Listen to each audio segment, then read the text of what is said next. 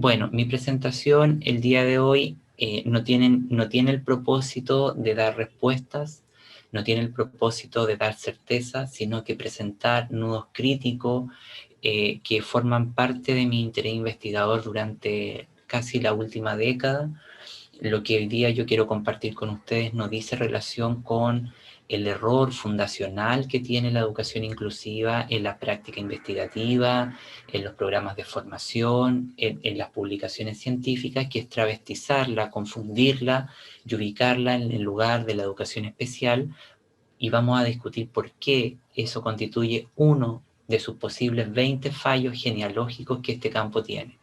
Pero como la conferencia se titula Pragmática Epistemológica en la Educación Inclusiva, yo quisiera examinar varios temas. Un primer tema que me gustaría compartir con ustedes son los supuestos iniciales para poder pensar, discutir, hablar sobre la función de la educación inclusiva en el mundo contemporáneo. Luego que revisemos algunos de los problemas fundamentales que este campo tiene y que a su vez son compartidos por otros campos sintagmáticos, como yo denomino, y posteriormente vamos a reflexionar, a mirar acerca de la educación inclusiva como programa de cambio para el siglo XXI. Y si nos da tiempo, nos vamos a meter en alguna de las condiciones epistemológicas más generales que este campo tiene. Quiero advertir que por mi posición teórica y política, yo no adscribo a entender la epistemología como, como el error que muchas veces se comete de entenderla desde los macro modelos científicos legitimados por la investigación. Ahí ¿por qué no centro mi trabajo en eso? Porque evito caer en las técnicas de aplicacionismo epistémico, es decir, examinar, entender un fenómeno desde los marcos de la filosofía, la política, y atrapar en ese marco el fenómeno. Mi interés está mucho más centrado en las condiciones de producción, en las condiciones pragmáticas y políticas que regulan este fenómeno, y me interesa justamente develar y entender el sentido y la naturaleza de este campo en el que se mueve, confluyen y viaja por una infinidad de proyectos de conocimiento en resistencia. Bueno, dicho eso, comenzamos.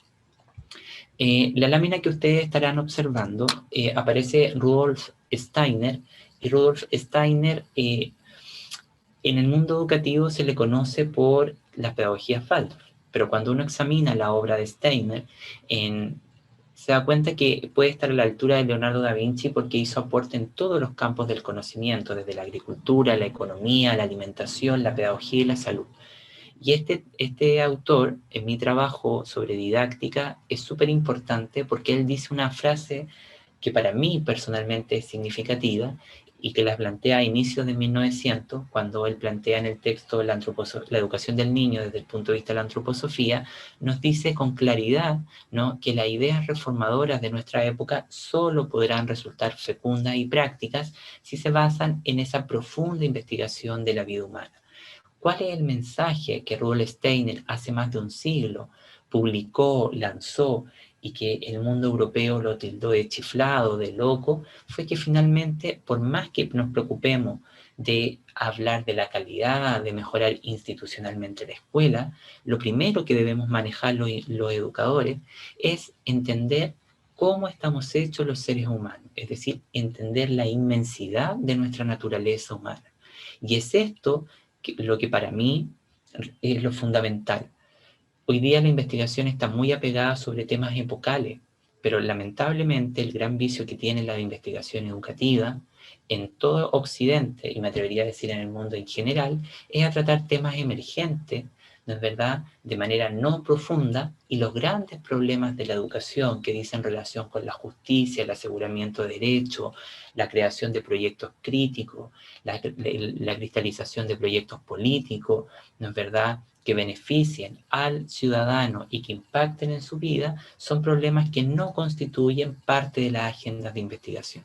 Y en esto, uno de los tópicos centrales que uno puede ver es que en general la comprensión de la inmensidad de nuestra naturaleza humana no tiene claridad al día de hoy desde la investigación científica. Solo tenemos los hallazgos significativos de los distintos campos de lo neuro y que, bueno, eso representa otras cosas. Bueno, para partir, me gustaría entonces retomar una advertencia analítica que yo enuncié al inicio de mi presentación, que dice que la educación inclusiva no es educación especial. Y partiendo de ese supuesto, quisiera establecer varias cosas. Cuando surgen las primeras preocupaciones, los primeros discusiones, digamos, que no son en el mundo académico sobre la educación inclusiva, sino que están dados por las poblaciones de base, los territorios situados como familias de personas con discapacidad, se denunciaba que la escuela regular expulsaba o votaba a muchos estudiantes que la escuela no podía atender, entre ellos las personas con discapacidad, que constituyen en términos de Guattari el principal dispositivo de semiotización corporificada. ¿Qué quiere decir esto? El principal sujeto que se representa en los discursos y en las imágenes sociales, y que a su vez constituye uno de los reduccionismos más clásicos para hablar de inclusión. En este sentido, se travestiza o se confunde o se recurre a la imposición del legado epistémico y didáctico de la educación especial para hablar de lo inclusivo, porque la inclusión no tiene una teoría clara, no tiene método de investigación y no tiene un aparataje analítico conceptual que nos permita hablar y enunciar los problemas desde su campo con propiedad. Y en esta sustitución, en esta imbricación, lo que se ha hecho justamente es sustituir, imponer el modelo epistémico y didáctico de la educación especial para hablar de educación inclusiva.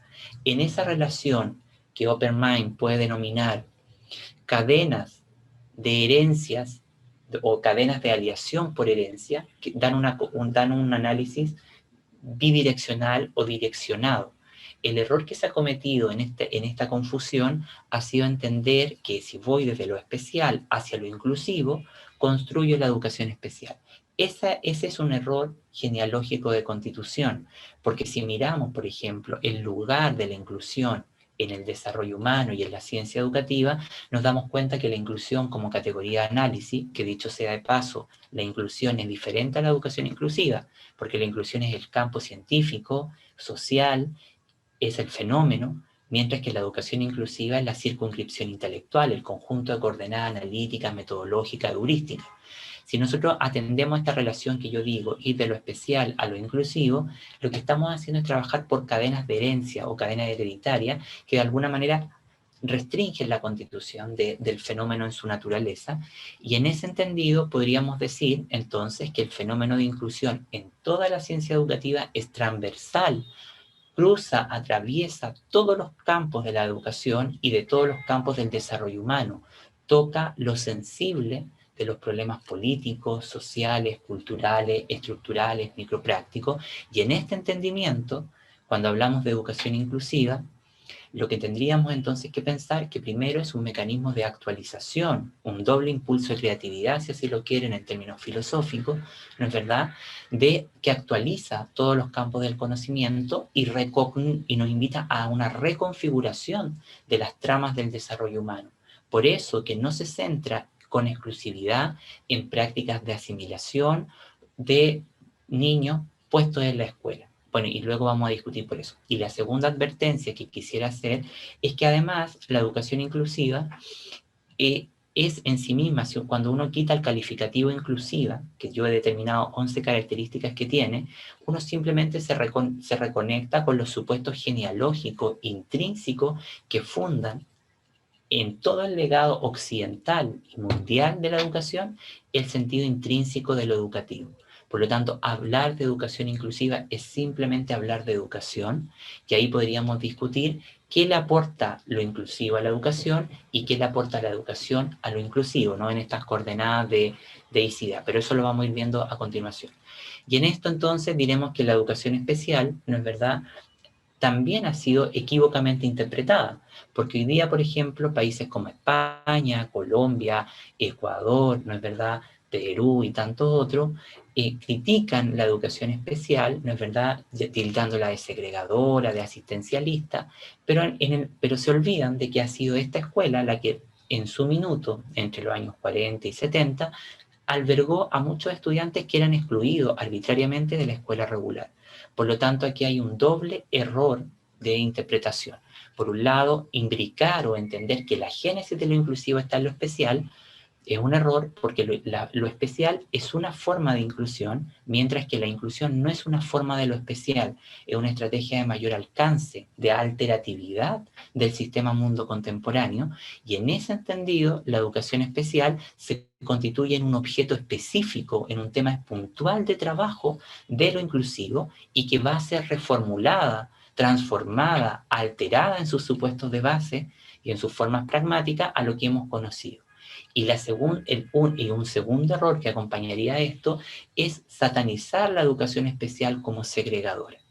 Y estos equívocos de interpretación están dados porque el objeto de lo inclusivo, sus conceptos, la forma, el contenido y el alcance de la inclusión no está del todo claro. Bueno, dicho esto, comenzamos. Entonces yo ya advertía que la educación especial no es una forma de inclusión porque es un tema particular, ¿no es verdad? Mientras que la inclusión no es una forma de lo especial, es una estrategia de mayor alcance.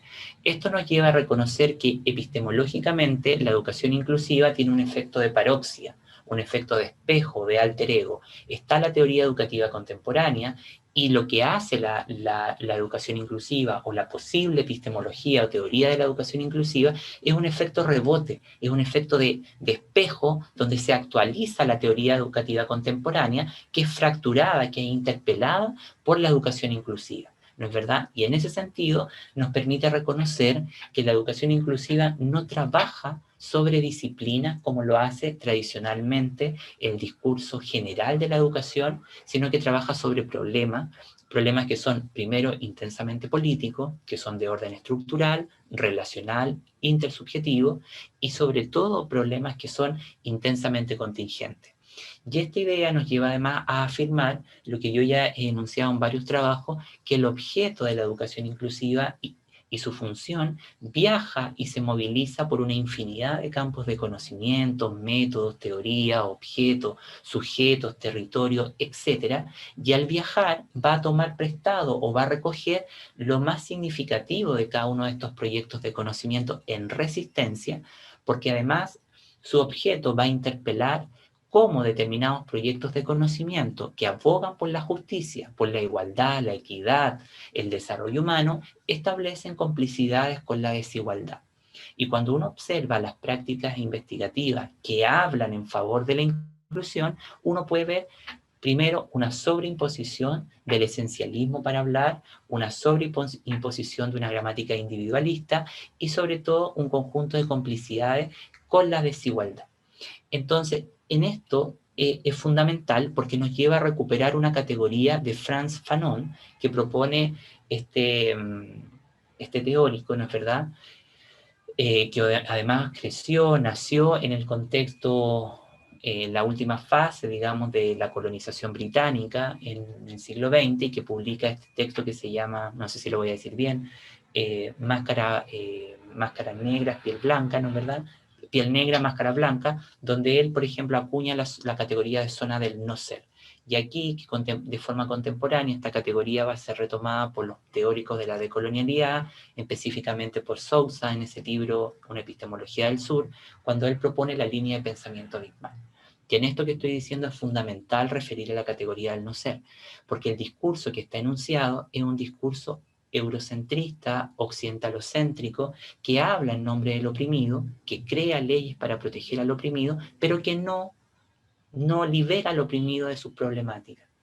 Entonces podemos, además, este hecho coincide con lo que Spivak en ese polémico texto de ella, si el sujeto puede, que es donde se pregunta si el subalterno puede hablar, también se refiere a lo mismo y dice que todo el discurso dominante sobre la justicia, la equidad, la inclusión, etcétera, no lo dice con estas palabras, por supuesto, va a enunciar las problemáticas del subalterno, del otro, del racializado, del excluido, del dominado, pero creando incluso marcos jurídicos, pero sin destrabar su verdadera problemática.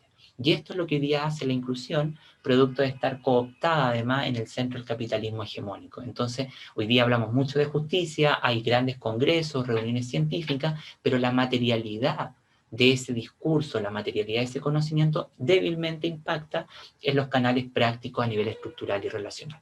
Por eso a mí me gusta más pensar esta idea de la inclusión que vaya en clave de liberar la zona del no ser, que libere a la zona del oprimido, del racializado, del excluido, donde se agudiza esto. Y lamentablemente Latinoamérica, por el remanente colonial y por nuestras configuraciones, ¿no es verdad?, es una zona del subalterno. Y todos nosotros somos en cierta medida un subalterno en el mundo contemporáneo. Y en esto nos lleva a recuperar entonces la idea de esta conferencia. ¿Por qué crear una pragmática epistemológica, un saber hecho carne que impacte, que ayude, que beneficie a la vida de todos nosotros? En ese marco, entonces, la inclusión se puede entender como un método en sí mismo, porque va a formar una estrategia de análisis para entender los problemas del mundo actual. Y eso además nos lleva entonces a reconocer que el segundo obstáculo o el tercer obstáculo que esto tendría es un obstáculo de carácter pragmático. ¿Qué quiere decir esto? Que el saber que está disponible no logra en su magnitud impactar en la realidad de las personas, generando nuevas formas de equidad, oportunidades, etc. Y eso se ha manifestado con mucho más claridad en algunos países con el tema de esta pandemia que estamos viviendo. Bueno, en este marco, entonces, si nos preguntamos por las condiciones de la pragmática de la educación inclusiva, diremos entonces que la pregunta por la pragmática no se circunscribe al error tradicional que se comete en educación, que es pensar la pragmática como el efecto práctico, ¿ya? Esas son advertencias que la filosofía de la pragmática es la primera advertencia que hace. Entonces, dicho eso, podríamos decir que la pragmática epistemológica nos va a situar en el estudio y en la comprensión de las coordenadas de regulación de la realidad. Es la coherencia entre el saber decir y el saber hacer. Es la coherencia e integración entre el objeto teórico, lo que el teórico produce, lo que el investigador escribe, y el objeto empírico, la encarnación de este fenómeno o las manifestaciones de este fenómeno en la realidad. Y esto nos lleva además a entender o a preguntarnos cómo este saber se cristaliza en la realidad, afectando e instituyendo nuevos modos de relacionamiento, porque esto es lo que hace la inclusión, producir nuevas tramas de subjetividad, un nuevo estilo de subjetividad, nuevos modos de encuentro social, nuevos modos de participación y de relacionamiento psíquico, afectivo, vincular, social, cultural. Y estos dispositivos entienden que la exclusión, que la opresión, la dominación, entendidas como freno al autodesarrollo, van a impactar sustantivamente en nuestro mundo psíquico. Por lo tanto, una de las preocupaciones de esta pragmática es cómo subvertir los problemas del poder, porque cuando uno se pregunta qué tienen en común la exclusión, la opresión, la dominación, es que son todos problemas atravesados por el poder, que son performativos y regenerativos. Y desde este punto de vista, entonces, hay un grado de afectación y regulación de la subjetividad y de nuestras emociones. Esto que estoy diciendo, entendido como la primera preocupación de una pragmática en cualquier campo del conocimiento, va entonces a profundizar en cuestiones teórico-prácticas y no en cuestiones intelectualistas ligadas al campo de producción. Y aquí la pregunta siempre es en función de quién educo, para qué educo, en contra de qué educo. Esas típicas preguntas que están en Carta a Guinea-Bissau de Paulo Freire, por ejemplo. Y luego, una segunda idea nos dirá que la pragmática epistemológica, entonces, queridos compañeros, indaga acerca del papel que desempeña el conocimiento en nuestra vida. Es decir, indaga en los múltiples grados y beneficios que tales planteamientos tienen frente a los problemas del mundo contemporáneo. Entiendo lo contemporáneo, a pesar de las discusiones de la historiografía, como el tiempo actual, ¿no? Y por eso vamos a decir entonces que este saber va a participar o va a crear hábitos activos que se van a inyectar en la subjetividad de cada ser y van a generar singulares efectos en el mundo. ¿Sí? Si este conocimiento no impacta en la materialidad de nuestra trayectoria, muy difícilmente vamos a poder generar respuestas mucho más imaginativas y audaces. Y en esto entonces diremos que la concepción pragmática de este dominio entiende que la función del pensamiento no es solo para orientar la acción y superar los modos de razonamiento que nos conducen al desperdicio de la experiencia social. Y este punto me parece que es importante, porque cuando uno lee el sentido de la inclusión como arma de reinvención o de alteración de los sistemas mundo contemporáneos, uno puede entender justamente que gran parte del legado intelectual pone en desmedro la experiencia social de múltiples colectivos que no están atravesados ni por la discapacidad, por ejemplo, ni por situaciones de ser indígena, pero que de igual modo son frágiles socialmente. Y esto nos lleva entonces a la pregunta por la pragmática, que es cómo construir o consolidar un conocimiento que permita justamente reconocer al subalterno, a todos nosotros, entendido primero como un sujeto de la fragilidad y que está permeado por distintas variables de desigualdad y representaciones culturales que justamente van a incidir en su desarrollo. Bueno, esta pregunta por la pragmática nos lleva a reconocer algunas claves heurísticas que tiene la educación inclusiva. Y lo primero que vamos a decir que a nivel epistemológico, la educación inclusiva trabaja sobre problemas y no sobre disciplina. Y esto es lo que permite reconocer que su objeto de conocimiento no puede ser delimitado en los paradigmas de ninguna disciplina, no puede ser delimitado en la psicología, no puede ser delimitado en la filosofía, ni en la sociología, ni en la antropología, ni en la ciencia política, porque sus fenómenos desborda al paradigma y captura una multiplicidad de problemáticas. Una segunda clave nos dice entonces que la educación inclusiva reafirma una conciencia ética diferencial. ¿Qué quiere decir esto? Que nos invita a transitar de una ontología sustancialista, de carácter humanista, centrada en las jerarquías sociales, centrada en las categorizaciones y que se materializa en el terreno de lo pedagógico como una ontología eminentemente preocupada por el sujeto de lo abyecto, de lo raro, de lo anormal, de lo patológico, los niños enfermos, en suma, el significante de la defectología. Nos invita a transitar hacia una ontología materialista, como nos va a decir Rossi Braidiotti, reconociendo que el sujeto es un sujeto de las múltiples singularidades, como a mí me gusta denominarlo. Un sujeto que es singular, que captura en la práctica educativa la diferencialidad, lo propio de él, no las condiciones de diferenciación. Y ahí voy a dejar eso para luego terminar la idea y retomar esto. Sino que es un sujeto que es propio de la historia, que está en permanente devenir y es un ser inacabado. En esa trama ontológica, que es mucho más compleja, surge este concepto de multiplicidad de singularidades, que entendemos que el sujeto es singular, único, pero que a su vez es irrepetible y que esas singularidades van a tener características abismales entre un sujeto y otro. Aquí hay hombres y mujeres, ¿no es verdad? Pero yo no veo, por ejemplo, un hombre igual a otro, hay modos compartidos, pero hay una infinitud en esas formas de ser hombre o de ser mujer. Y eso nos lleva entonces a que el discurso de la inclusión siempre ha estado muy apegado a entender y a sobrerepresentar las condiciones de diferenciación. Lo que para Jung representa el factor que la identidad del grupo se convierte en una atribución negativa sobre la persona. Es decir, si soy pobre, hay todo un imaginario que se construye. Si soy discapacitado, hay todo un imaginario. Pero lo que nos interesa es entender eso para contrarrestar las variables de desigualdad a través de un análisis relacional, entendiendo cómo de forma multinivel convergen en distintas trayectorias, grupos, colectivos, múltiples desigualdades estructurales que no son fijas, sino que son cambiantes. Y por otro lado, por ejemplo, entender además todo esto que nos invita a la diferencialidad. ¿Qué quiere decir esto? Rescatar la potencia disruptiva de nuestra esencia. Y aquí hay otro error que tiene que ver con una advertencia freudiana, ¿no es verdad? Que en general muchas escuelas a veces ponen en sus pancartas que dan una educación individual o personalizada. Desde el psicoanálisis el concepto de individualidad va hacia la producción de seres de masa.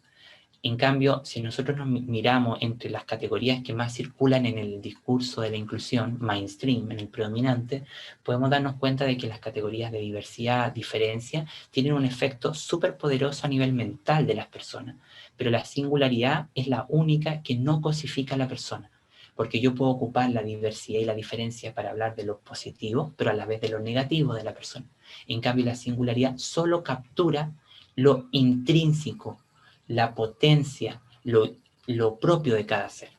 Bueno, una cuarta característica nos va a decir que este conocimiento de la educación inclusiva, al estar disperso, al moverse por distintos campos del conocimiento, va a viajar justamente por diversos proyectos de conocimiento, disciplinas, geografías intelectuales, y va a develar una naturaleza nomadista y se va a construir de forma diaspórica, es decir, por una dispersión, por un movimiento permanente que va a conectar, va a vincular y va a formar una gran constelación de diversas clases de recursos que están reguladas por un principio de exterioridad.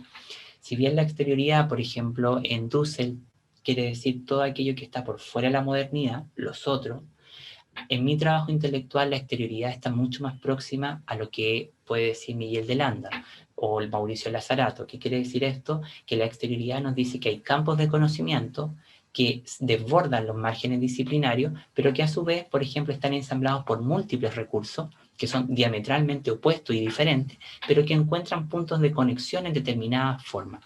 A eso yo denomino, por ejemplo, las relaciones exteriores, y que toda esa gran diversidad de elementos surge por un efecto diaspórico, un efecto de movimiento, por dispersión, y a su vez por una trayectoria nomadista.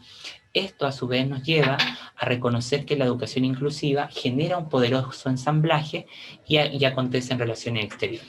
Y una sexta característica nos dice entonces que la educación inclusiva promueve un diálogo experimental entre diversos proyectos de conocimiento en resistencia, y ahí hablamos justamente de poner en tensión las variables de desigualdad estructurales, hablamos de poner en tensión, por ejemplo, las prácticas micropolíticas y los modos de relacionamiento que generan opresión o dominación entre pares, por ejemplo, ¿no? Y finalmente hablamos que gran parte de este conocimiento de la educación inclusiva se construye a través de transposiciones heurísticas, de saltos, de giro entre conceptos, categorías, etc.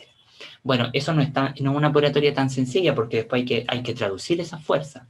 Y una de las cosas importantes para entender teóricamente la inclusión es que su fenómeno, su objeto, se enuncia su problema y escucha su problemática en lo que Ian Chambers denomina la exterioridad del trabajo teórico, es decir, más allá de múltiples problemas, campos, sujetos, ¿no es verdad? Y ese más allá es lo que reafirma que su base epistemológica es de naturaleza postdisciplinar.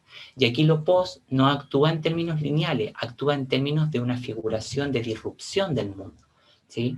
¿Por qué postdisciplinar? Porque viaja, toma prestado y construye un saber nuevo que no le pertenece ni a la psicología, ni a la educación, ni a la sociología, etcétera, ¿no? Y eso tiene distintas clases de convergencia a su vez heurística, ¿sí? Que además, bueno, y todo esto nos lleva entonces a reconocer que la educación inclusiva produce nuevos conocimientos, pero a su vez nuevos ángulos de visión. Y es esto lo que hoy día yo quiero compartir con ustedes. Y finalmente que la concepción del tiempo en la educación inclusiva asume un carácter de heterocronía, de múltiples tiempos heterogéneos que se cruzan en la espacialidad educativa, y abandona esta idea de monocronía o de tiempo único, en bloque, tiempo homogéneo, donde todos hacemos lo mismo al mismo tiempo y al mismo ritmo. Bueno, ¿por qué y para qué una educación inclusiva? Disculpen que tome un poquito de agua. Lo primero a destacar entonces es decir que la educación inclusiva se concibe como un proyecto político que va a estar preocupado por examinar la identidad, la diferencia, el privilegio, la desventaja y la opresión, que afectan y se imbrican en las trayectorias materiales y subjetivas de todos los estudiantes.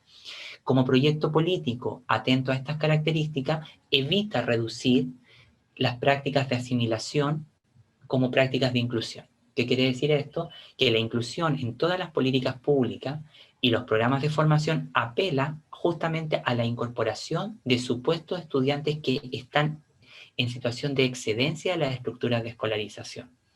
Por ley, todos nuestros países y por nuestras cartas constitucionales, todos los niños tienen que estar obligados a la escuela desde la primaria hasta la secundaria. En mi país, desde el preescolar hasta la secundaria. El único tramo que no tiene la obligatoriedad aún es la educación superior. Si atendemos a esa definición normativa, nos guste o no, por ley, todos los niños tienen que estar en escuela. Por lo tanto, el problema de reducir la inclusión a incorporar o abrir solamente las puertas de la escuela sería un error de aproximación, porque en suma ya está ratificado y las condiciones del derecho están dispuestas. Lo que falla son el aparataje, las condiciones de implementación o los dispositivos institucionales, pedagógicos, curriculares, todo eso que nosotros como educadores sabemos. En la práctica, esto se materializa en aumentar el número de niños matriculados en la escuela. Pero eso no quiere decir que hayan condiciones que permitan reducir los obstáculos complejos. No hay, por ejemplo, todavía una interpretación acerca del funcionamiento de las estructuras de escolarización que generan poblaciones en riesgo o que construyen justicia y abren oportunidades a todos los estudiantes. La inclusión no se ve concretizada en la escuela. Cuando la persona sale y actúa en la vida cívica es que la inclusión toma fuerza. Por eso a mí me gusta definirla como un singular lazo entre la fuerza estructural, las reglas de funcionamiento de la sociedad. Si esas reglas no las sabemos comprender, difícilmente vamos a poder crear un proyecto de conocimiento, un proyecto político en materia de justicia y inclusión, y a su vez la inclusión se materializa en algo que es fenomenología pura, que es el conjunto de interacciones cotidianas que tenemos entre nosotros, ¿sí? Y es allí donde esto se materializa. Y esto además nos lleva entonces a poner entre signos de interrogación los marcos de valores que hoy día existen para hablar de inclusión y exclusión. Y quisiera decir que en general esta contraposición dialéctica de carácter hegeliana, ¿no es verdad?, que opone el proceso de inclusión y habla que por consecuencia habría uno de exclusión, o si estoy excluido tendría que estar incluido, se transforma en una dialéctica ciega que nos invita, que reproduce el error eurocentrista o la ficción del eurocentrismo de pensar en un centro y en una periferia. Porque cuando hablamos de centro y periferia, es la constitución de pensamiento modernista de Europa o del eurocentrismo, más que nada, ¿no es verdad? Pero cuando analizamos las coordenadas de funcionamiento de las desigualdades, la trama social, nos damos cuenta que nunca existe un centro fijo y una periferia. Es un proceso dinámico, movible, acentrado, diaspórico, y está en interacción permanente y que permea en distintas capas y niveles de análisis de forma multinivel a todos los ciudadanos, ¿no? Con mayor fuerza o no. Entonces, en este sentido, podríamos entonces decir además que lo que aquí nos interesa es pensar entonces la relación de un enfoque relacional más que categorial para pensar las desigualdades. Y eso está mucho más próximo a los planteamientos de la interseccionalidad estructural, por ejemplo. Y esto además lleva a reconocer que la educación inclusiva no va a tener una fuerza alterativa de lo social y de lo político si es que no existe un proyecto político que entiende con claridad cómo voy a garantizar los derechos sociales básicos como la salud, la vivienda, la alimentación, para que la educación cumpla su propósito. Hoy día, por nuestras características en Latinoamérica, todos los informes de la política oficial develan, y en eso yo sí coincido, que no hay movilidad de clase. Y eso es sintomático, porque lo que hoy día tenemos es que se forma, uno va a la universidad, estudia un doctorado, pero termina estando en las mismas condiciones, en la misma clase social. No hay una movilidad de clase. Lo que hay es una mejora de nuestros entornos materiales. Y eso también es sugestivo, porque finalmente el profesor termina educando a las mismas personas de su clase social. Y ahí hay efectos mucho más profundos en términos de la socialización del yo y muchas otras cosas que podríamos discutir. Bueno, esto nos va a llevar un poco, bueno, esto ya lo dije. Doctor, perdón que le Sí, interrumpe, solo decirle que nos quedan 5 minutos para su perfecto, participación. lo tengo muy claro, Graciela, muchas gracias. Gracias, perdone. Entonces, no hay problema. Entonces, decía que esto nos lleva a una concepción de justicia, ¿no es verdad?, que a mí me gusta denominar justicia compleja. Lo que nosotros tenemos hoy día en materia de justicia educativa, que es un concepto que no existe en términos heurísticos, más bien una trama discursiva, nos dice que, inspirado en la justicia social, nos dice que la política occidental, ¿no es verdad?, se funda en una política hegemónica o en bloque, donde están los todos marcianos, durkheimianos, hegelianos, ¿no es verdad?, y que de ahí prolifera el entendimiento de los universalismos. Esto a nosotros nos lleva además a entender que cuando hablamos, por ejemplo, de universalismo, hablamos de asegurar condiciones que son homogéneas para todas las personas. En este marco, eso corresponde al valor colectivo, a la totalidad y a la universalidad. Pero si lo atendemos desde la política ontológica de la inclusión, esto niega la singularidad. Y lo que correspondería entonces, como dice Jung, junto a Wassertron, desde el mundo norteamericano, es que entonces la política tendría que estar, o una política de justicia de cara al mundo actual, instituida desde el paradigma distributivo o redistributivo, que enfatiza en el pluralismo y en la multiplicidad. Y aquí quiero aclarar una cosa, que en general esto se materializaría asegurando un piso básico de derecho, pero después este derecho se va a bajar de acuerdo a la especificidad de cada colectividad. Y esto es mucho más coherente con la multiplicidad, porque cuando uno examina de dónde proliferan los conceptos epistemológicos de la educación inclusiva, no proliferan de la gramática de la educación especial o del esencialismo, el individualismo, sino que proliferan de la multiplicidad, porque todos los conceptos de heterogeneidad, alteridad, otredad, diferencia, singularidad, diversidad, alteridad, entre otros tantos, tienen la raíz compartida, heurística y léxica, a nivel del centro crítico de la multiplicidad. Y a partir de eso es que yo afirmo que la política ontológica es el sujeto de las múltiples singularidades o de las singularidades múltiples.